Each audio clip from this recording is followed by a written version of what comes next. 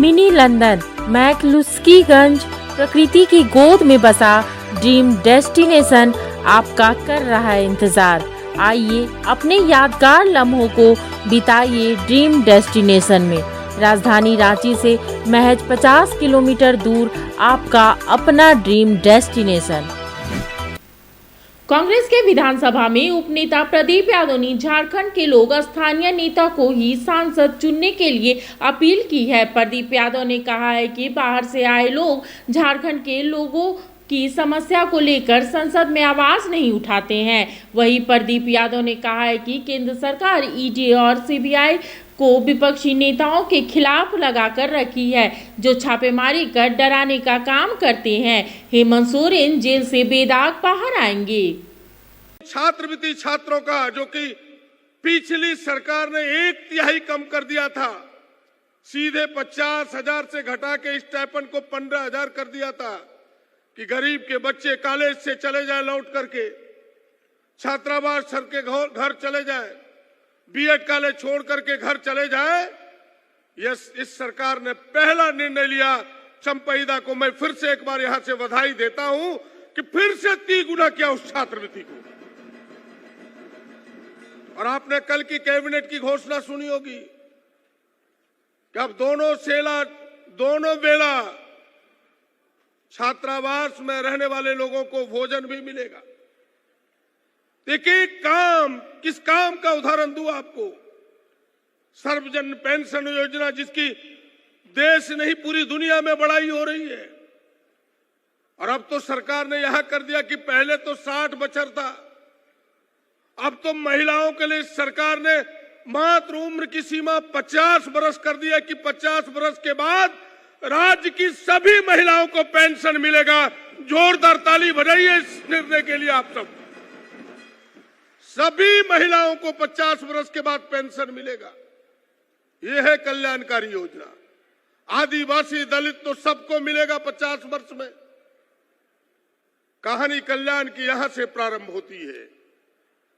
एक एक योजना, जिन योजनाओं का नाम गिनाऊं, बच्चियों के लिए जो आपने देखा कि एक बच्ची जो स्कूलों में जाती है, किशोरी समृद्धि योजना, एक बच्ची को 40,000 रुपए मिलेगा उनके खाते में जो मिल रहा है।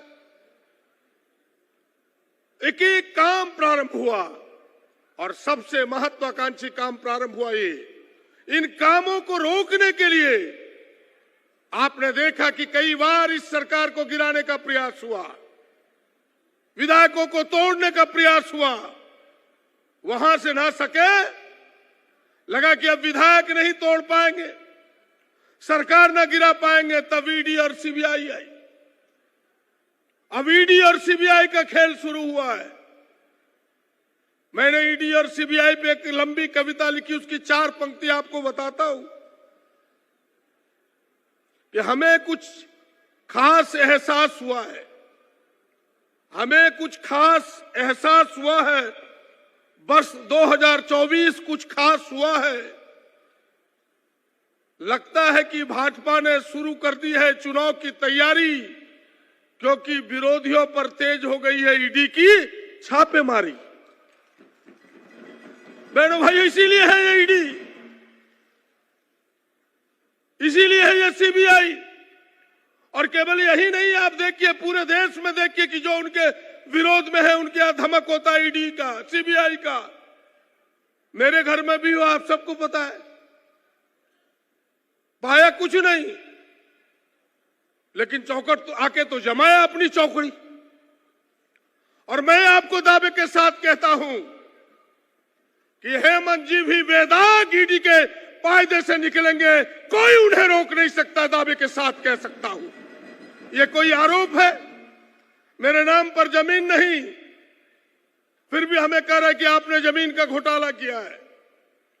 और अब अगर आपने हेमंत जी के भाषण को सुना होगा विधानसभा में, तो उन्होंने चुनौती भरे शब्दों में कहा विरोधियों को कि हिम्मत है तो हमें कागज मेरे सामने लाओ, मैं राज्य की राजनीति से क्या झारखंड राज्य छोड़ने के लिए मजबूर हूं। बहनों भाई, ये चीजें हैं।